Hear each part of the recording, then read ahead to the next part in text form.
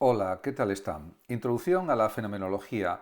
No cabe duda de que el pensamiento fenomenológico es fundamental para entender el siglo XX y el siglo XXI, y el gran creador de la fenomenología es Edmund Husserl, que murió en 1938.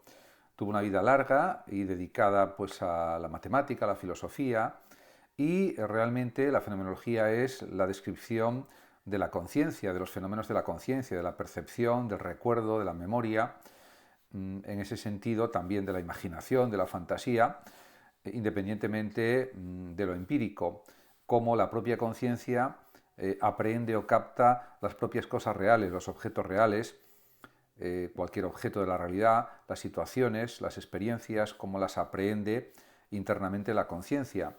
En este sentido hay que decir que Husserl publicó primero distintos libros porque estudió matemáticas con Weierstrass y fue alumno de Brentano. Y también hay que decir que fue profesor de filosofía primero en la Universidad de Gotinga y luego en la de Friburgo hasta 1929. En ese sentido, los escritos publicados por él son diversos, por ejemplo, sobre el concepto del número del año 1887, Cálculo de las consecuencias y lógica del contenido de 1891, Filosofía de la aritmética de 1891 también, Estudios psicológicos sobre la lógica elemental de 1894 y fundamentalmente por sus investigaciones lógicas de 1900, Investigaciones lógicas 1 e Investigaciones lógicas 2, que fue el arranque de la fenomenología. También luego pues, escribió más obras, Ideas para una fenomenología pura y una filosofía fenomenológica, 1913, por ejemplo, Lecciones sobre la fenomenología de la conciencia interna del tiempo, el título ya es muy explícito y muy claro, cómo pensamos el tiempo mentalmente, y también pues, otras obras como Lógica formal y trascendental, ensayo de una crítica de la razón lógica del año 1929, Meditaciones cartesianas de 1931 y otras obras. Ya en el año 1928 Husserl había encargado a un ayudante suyo, Ludwig Landgrave, que redactara con sus manuscritos pues, un trabajo de lógica trascendental, y aprovechando sobre todo las lecciones que Husserl pronunció en Friburgo durante el curso 1919-20 y otros documentos más antiguos, Landgrave reunió en un libro la obra titulada Experiencia y Juicio, publicada en Praga en el año 1939, en muy pocas copias y reimpreso en el año 1948. Pero hay que decir que fue Husserl durante toda su vida un redactor incansable de planes, esbozos, proyectos, notas y comentarios, e igualmente un infatigable repetidor de sí mismo. A su muerte dejó pues 45.000 páginas que forman actualmente el patrimonio de los archivos Husserl en la Universidad de Lovaina. 45.000 páginas, eso sí, taquigrafiadas, con lo cual pues son más páginas todavía. En este sentido, pues hay que decir que las investigaciones lógicas constituyen, en primer lugar, el abandono y la crítica del punto de vista empirista que Husserl había admitido en la filosofía de la aritmética del año 1891, y también el intento de reducir las nociones de la lógica a operaciones psíquicas efectuadas sobre un contenido empíricamente dado. Husserl contraponía en aquella obra una lógica pura orientada a obtener la visión evidente de la esencia de los modos de conocimiento, que entran en juego en todas las operaciones lógicas y cognoscitivas. Pero conocer las esencias o la esencia de los modos de conocimiento significa también dirigirse siempre al mundo de la conciencia, que es el objeto de la psicología. Y Husserl, por cierto, había contrapuesto a este propósito a la psicología empírica, la psicología descriptiva, a la que también llamaba fenomenología pura. Esto es muy importante, psicología descriptiva o fenomenología pura, no empírica en definitiva. Solamente en las lecciones sobre la idea de la fenomenología de 1907 y de manera más breve en el escrito La filosofía como ciencia rigurosa de 1910, Husserl alcanza una caracterización más precisa, más exacta de la naturaleza de la investigación sobre la esencia de los modos del conocer o de los modos de conocimiento, sugerida por él en las investigaciones. Esta investigación, además, se distingue claramente de la psicología, a la cual el propio Husserl reconoce el carácter de ciencia natural. La psicología considera los acontecimientos físicos como pertenecientes a ciertas conciencias de seres humanos o de animales, que a su vez están unidas a cuerpos humanos o animales, por lo que atribuye a los acontecimientos psíquicos el carácter de hechos naturales que acontecen en el tiempo. Por tanto, la psicología no puede captar la esencia de la conciencia y de los modos en que se dan a la conciencia sus objetos reales o posibles. En ese sentido, es algo muy importante considerar que, a diferencia de la psicología, para Husserl la fenomenología pura no es una ciencia de hechos, sino de esencias, es una ciencia de ideas, es una ciencia eidética. Y los fenómenos de que se ocupa no son reales, sino irreales. Para alcanzar además el plano de la fenomenología, es indispensable, según Husserl, un cambio radical de actitud, un cambio que consiste esencialmente en suspender la afirmación o el reconocimiento de la realidad que se halla implícito en toda actitud natural, con todo su grupo de intereses prácticos, y en adoptar la actitud de espectador interesado solo en captar, y esto es esencial, la esencia de los actos por cuyo medio la conciencia se refiere a la realidad o la significa. Este cambio de actitud es la denominada epoqué o epogé fenomenológica. En este sentido, la epogé fenomenológica es solamente la suspensión de aquella afirmación de la realidad, tesis, que está implícita en todas las actitudes naturales y en todas las ciencias naturales. En ese sentido, pues al hacer esto, no se niega este mundo como si se fuese un sofista, no se pone en duda su existencia como si se fuese un escéptico, sino que se ejercita la epogé fenomenológica, que me prohíbe considerar como existente, dice el propio Husserl, el mundo que tengo delante como lo hago en la vida práctica y en las mismas ciencias positivas. De esta manera, se puede decir que al suspender la afirmación de la realidad del mundo, el mundo mismo se convierte en puro fenómeno de conciencia, pero no se anula, sino que forma parte de las experiencias vividas, porque la fenomenología se ocupa de vivencias, de experiencias vitales.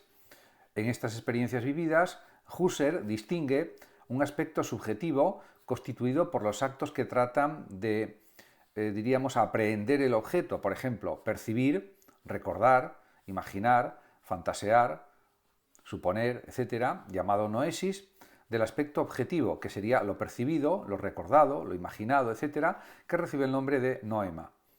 El noema no es el objeto mismo. Por ejemplo, en la percepción de un árbol, el objeto es el árbol, pero el noema de esta percepción es el conjunto de los predicados o de los modos de ser dados a la experiencia, el árbol verde, iluminado, no iluminado, percibido, recordado, etc.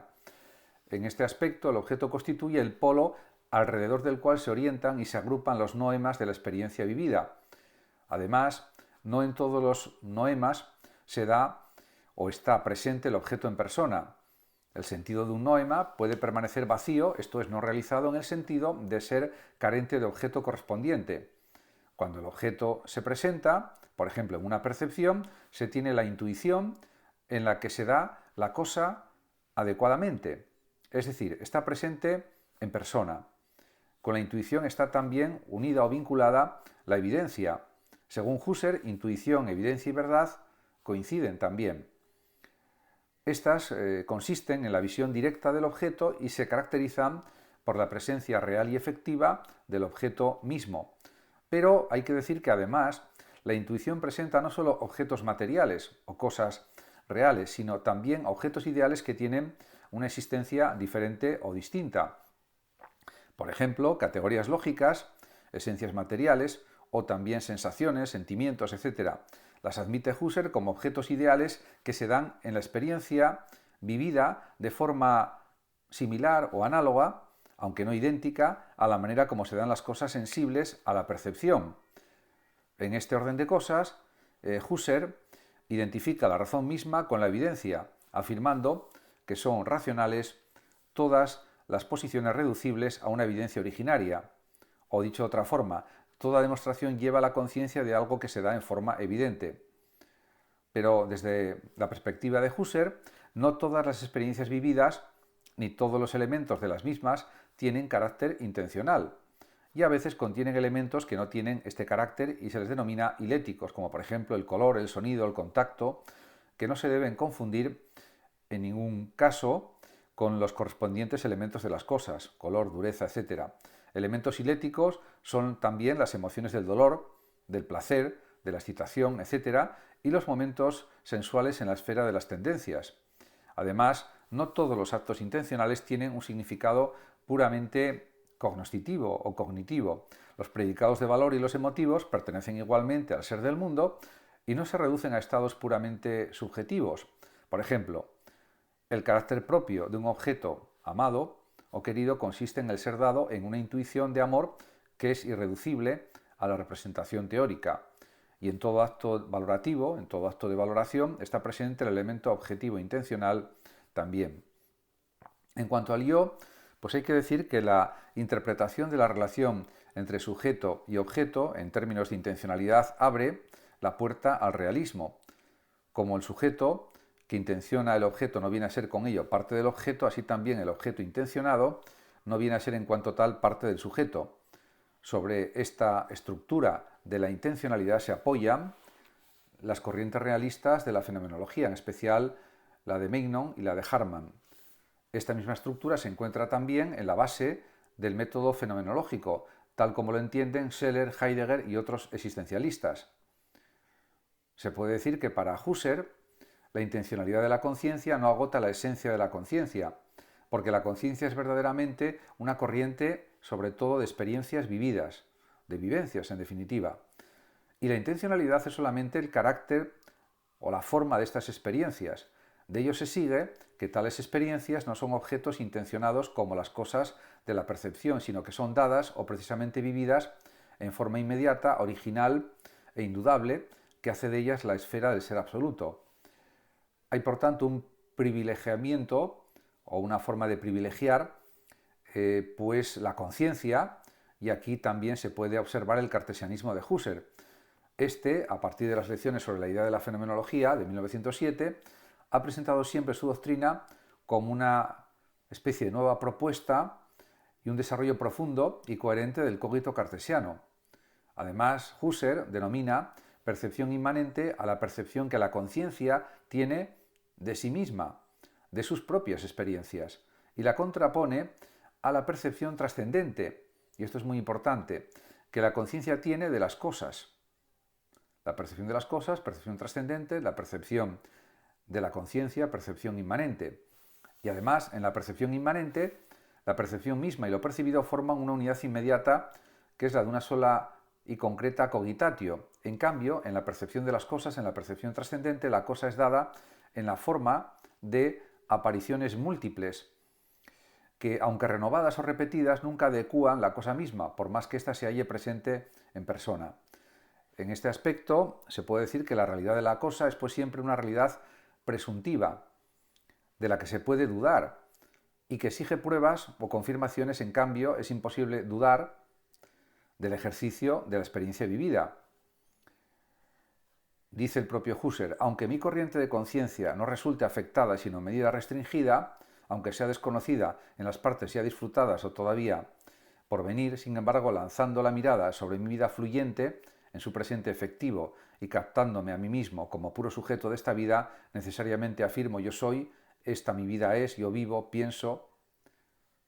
En este sentido, se puede afirmar también que, como por otro lado, no solo la realidad de las cosas, sino también la existencia de las otras conciencias que nosotros ponemos en aquella forma particular de la experiencia, que es la empatía, se puede poner en duda la afirmación de la existencia del mundo, que es accidental, mientras que la de mi puro yo y de su vivir es necesaria e indubitable. También se podría pensar de esta forma.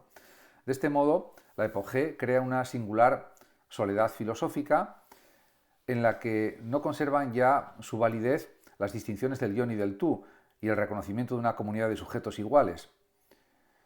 Toda la humanidad, la distinción y el orden de los pronombres personales a través de mi epogé se convierten en un fenómeno e incluyen también el relieve propio del yo hombre respecto a los demás hombres, dice el propio Husserl. De esta soledad solo se puede salir con una fundación fenomenológica de los demás yo en el seno de la misma experiencia del yo.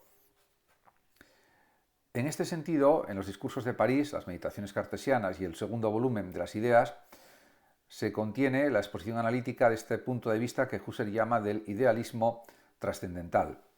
Este no es ni el idealismo psicológico, ni un idealismo que quiere deducir un mundo lleno de significado a partir de los datos sensibles carentes de sentido, ni el idealismo kantiano que deja abierta la posibilidad de la cosa en sí, aunque sea a título de concepto límite.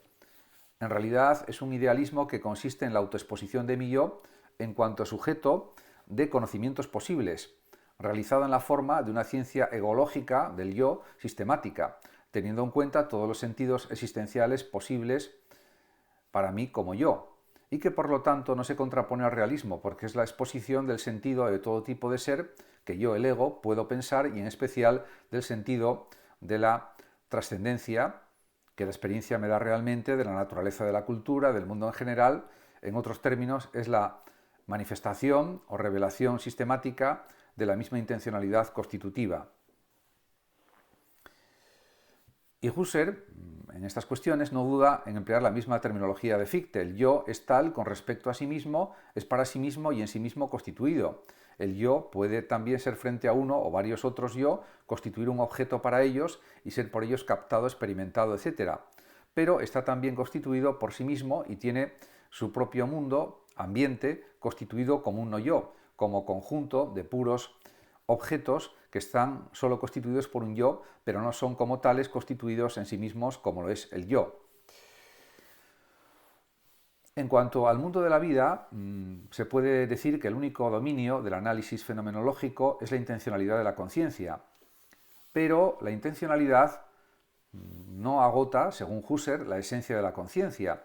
La intencionalidad exige un portador que es la experiencia vivida, de la que es una propiedad o un constitutivo, y a su vez la experiencia vivida exige un sujeto, o sea, de nuevo un portador que es el yo. Sobre esta base, Husserl ha podido reconocer con Descartes la prioridad ontológica del yo, su carácter necesario o apodíctico. Este último punto no ha experimentado cambios en toda la obra de Husserl a partir de 1907. En ese sentido, también él introduce, en lugar de la experiencia vivida o de la corriente de experiencias vividas, también el mundo de la vida. Ahora bien, el mundo de la vida puede también entenderse, según se verá, como totalidad de las experiencias vividas, pero el cambio de terminología implica, en primer lugar, la acentuación del carácter unitario y sintético de aquella totalidad y, en segundo lugar, consecuentemente, la posibilidad de considerarlo como el dominio de las evidencias originales en contraste con el mundo objetivo de las ciencias. En cuanto a la función de la filosofía, se puede decir que la filosofía ha sido entendida siempre por Husserl como escueta teoresis o contemplación pura, aunque se ha visto ya como la actitud fenomenológica efectuada con la epogea la describe constantemente Husserl como la actitud del espectador desinteresado o del observador teorético. Los grados del conocimiento se determinan en la obra Experiencia y Juicio como grados de contemplación. Contemplación escueta en el grado inferior, contemplación explicativa del objeto en el grado superior, pero hay que decir que en todos los casos el objeto del conocer es la aprehensión, la captación del objeto en su determinación idéntica, la fijación también, de una vez por todas, del resultado de la percepción contemplativa. Esto sucede porque, según Husserl, la única forma de la verdad es la evidencia, es decir, el darse, el revelarse del objeto en su ser o en su esencia. Supuesto esto, la función de la filosofía se puede decir que no puede ser otra que la realización de lo que los griegos llamaban vida contemplativa o vida teórica o teorética, esto es, de la vida dedicada al conocer puro, al conocer desinteresado o libre de todo interés práctico. Pero también hay que decir que solamente el dominio de la subjetividad trascendental puede ser conocido de este modo. Mientras no se alcanza este dominio, con la epogea el hombre está interesado en la existencia y en la posesión de las cosas, implicado además en las vicisitudes de los hechos, siendo también el mismo un hecho. La epogea hace de él un espectador desinteresado del mundo y lo pone en presencia de la propia subjetividad, lo cual viene a ser el dominio específico de su conocimiento puro y la fuente también, por supuesto, de todas las evidencias. Pero precisamente el dominio de la subjetividad se desentiende por completo de las ciencias positivas, de aquí la crisis de las ciencias y de la sociedad contemporánea. La última obra de Husserl, La crisis de las ciencias europeas y la fenomenología trascendental, muestra ya en el título el punto de inicio o de partida y la meta de llegada de su diagnóstico de la crisis. Las ciencias, como ciencias de hechos, no tienen nada que decir sobre el problema del sentido y del no sentido de la existencia humana. Nada se puede decir sobre este problema, mientras los ideales, los valores, las normas, las formas de vida de los hombres son considerados como términos de una cadena causal, que así como los pone en ser o en el ser, así también los puede destruir. Pero la filosofía ha nacido en el mundo clásico como fe también en la razón, en una razón que confiere un sentido a todas las cosas, a los valores, a los fines, en cuanto revestidos de una verdad en sí, que es la manifestación misma del verdadero ser. En este sentido, la primera condición para la recuperación de aquel mundo de la vida que ha sido pues negado de alguna manera por el mundo objetivo, constituido por las ciencias, Husserl insiste en el hecho de que el mundo de la vida comprende en sí el mundo construido por las ciencias, pero no viceversa. Y así lo dice, el mundo concreto de la vida es el terreno en que se funda el mundo científicamente verdadero y que juntamente lo incluye en la propia concepción universal. En este aspecto, podemos decir que la pretensión de este método de valer como verdadero ser revela como una ilusión ingenua, o se revela como una ilusión ingenua, en cuanto se lanza una mirada sobre el mundo de la vida y se descubre la subjetividad radical de este mundo. En definitiva, el análisis del mundo de la vida es el único antídoto eficaz contra los males del objetivismo científico. Husserl confía confía a este libro, a la crisis, la tarea de este análisis a la psicología fenomenológica, la única que posee en el método de la epogé el instrumento para alcanzar la subjetividad pura del alma. En este sentido, la psicología se define como la ciencia de las almas puras en general, que tiene por tema la subjetividad universal que es única en sus realidades y posibilidades. El objetivo de esta ciencia viene a ser posible por medio de la epogé, la única que verdaderamente hace transparente la subjetividad a sí misma. El concepto de la razón como autorrevelación evidente y progresiva del ser, y en primer lugar del ser de la conciencia, en el que todas las demás evidencias encuentran su posibilidad y su fundamento, domina de parte a parte toda la obra de Husserl y tiene en la crisis, en esta obra, la expresión más elocuente. Lo que este libro presenta como solución de la crisis de la humanidad europea es, en realidad, una comunidad de contemplantes en la cual la razón dominante en el mundo de la vida se despierte con toda la fuerza de sus evidencias originarias. Se puede afirmar que esta fenomenología de Husserl luego dio lugar a otros tipos de fenomenología, como la de Merleau-Ponty, la de Marie Schir y otras fenomenologías, también la de, por ejemplo, Ricardo Sánchez Ortiz de Urbina, y otros muchos enfoques fenomenológicos. De hecho, la fenomenología como análisis de la conciencia, como análisis de las ideas mentales, como análisis de las percepciones, de la memoria, del recuerdo, también fue desarrollada en cierta medida por Max Scheler, por supuesto. También Bergson en sus obras pues hace análisis fenomenológicos del tiempo, de la conciencia, etc. Y ha habido otros grandes pensadores en Europa, fundamentalmente, que se han dedicado a la fenomenología, Enzo Solari, por ejemplo, y otros muchos. Todos ellos pues analizan partes de la realidad, por ejemplo, en el caso de Enzo Solari, pues el análisis de los fenómenos religiosos, por ejemplo, pero también se pueden hacer análisis fenomenológicos como Mircea Eliade, también de otros aspectos de la religión, de las situaciones religiosas, etc. Y realmente, pues también hay un cultivo renovado de la fenomenología en pleno siglo XXI, porque están surgiendo nuevos pensadores que quieren dedicarse a la fenomenología también. Y en ese sentido, pues la fenomenología es una interpretación de cómo conocemos, de cómo entendemos, y eso también es algo esencial para la filosofía. Por lo tanto, es una corriente, la fenomenológica, esencial para entender la filosofía del siglo XX y también la del siglo XXI. En ese sentido, por ejemplo, las obras de Patočka, por ejemplo, también son esenciales para entender lo que representa la fenomenología actualmente en el mundo. Y, por supuesto, también se desarrolla la fenomenología en obras como, por ejemplo, las de Zubiri. Es una fenomenología que podemos considerar como más bien realista, una fenomenología personalista, podríamos decir también, de alguna manera. Y en ese sentido, el propio Zubiri, pues, por supuesto, en su tesis doctoral, pues, analizó ideas de la fenomenología de Husserl. En ese sentido, pues, hay una continuidad de la fenomenología en nuestro tiempo. Muchas gracias a todos por su atención y hasta mi próximo vídeo. Hasta siempre.